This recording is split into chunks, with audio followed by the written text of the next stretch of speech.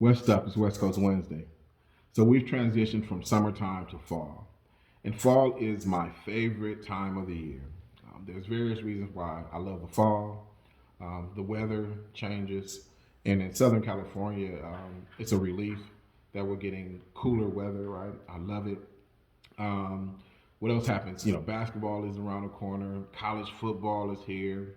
Of course, professional football is here, and my team is doing well. And so, if the Dodgers are doing well, then we're going to play into October, right?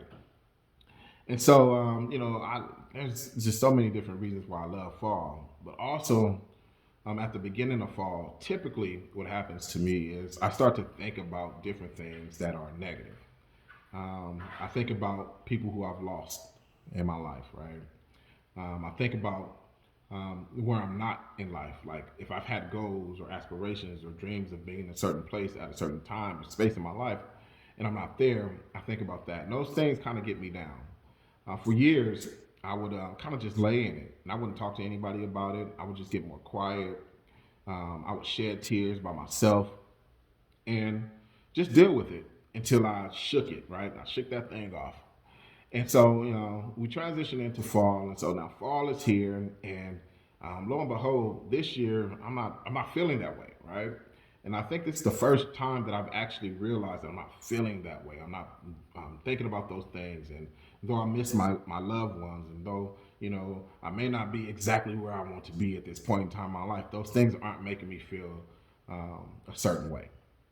I think that came from the fact that last year I was focusing on being healthier emotionally.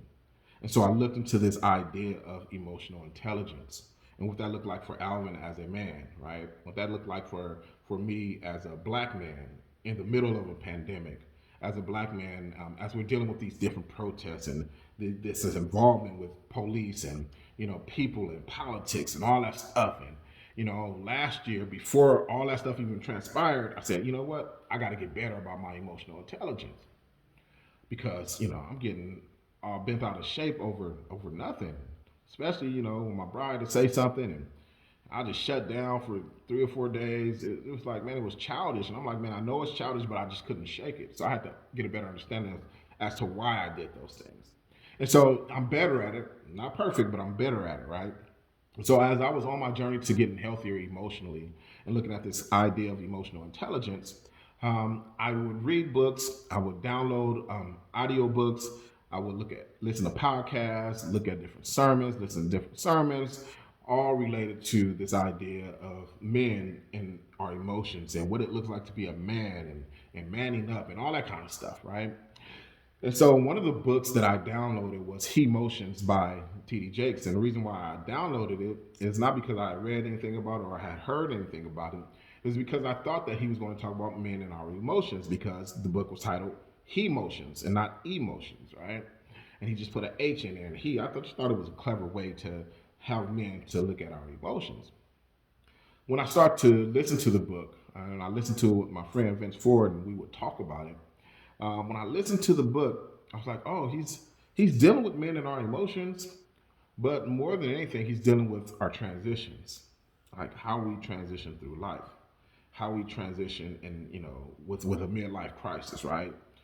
How do we transition with relationships and in our marriage when things in your marriage are shifting? How do we transition? How do we transition from elementary to middle school? Just all phases of life and maleness. How do we transition?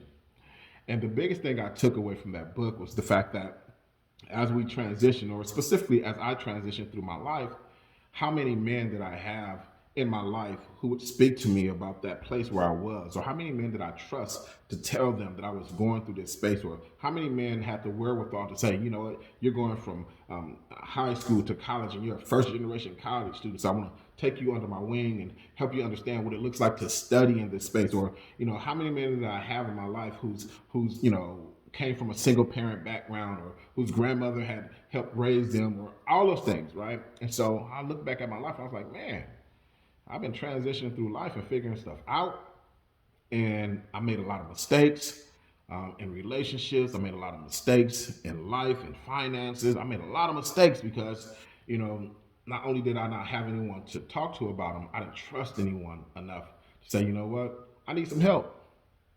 I'm transitioning now. I need some help. Well, right now for this West Coast Wednesday, for anybody who's listening, who's transitioning in whatever space you're transitioning in, if it's with your finances, if it's with your family, if it's with your marriage relationship, you're a new empty nester, you're in a different phase of your life physically, mentally, and emotionally, reach out to someone who's gone before you and ask them their advice on how to navigate this transition in your life. You don't have to go through it alone. If it's ministry, right? A lot of people in ministry, they want to, act like they've done something themselves and they figured it out themselves and God has given them this blueprint. The blueprint for Jesus Christ was to have 12 guys around him to sow into and to talk to and to help them to navigate through life, right?